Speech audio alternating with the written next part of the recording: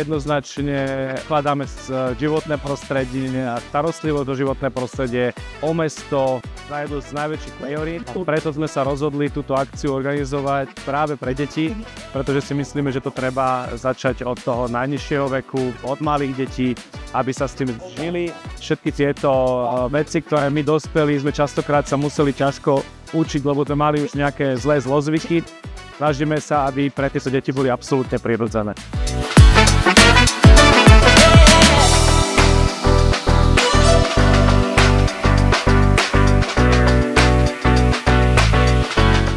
Určite sa cítia dobre, máme pre nich pripravené strašne veľa atrakcií, veľa stanovíšť, počasie nám zatiaľ praje, školy sú aktívne, takže očakávame veľa účastníkov, takže ja si myslím, že dnes bude táto akcia úspešná.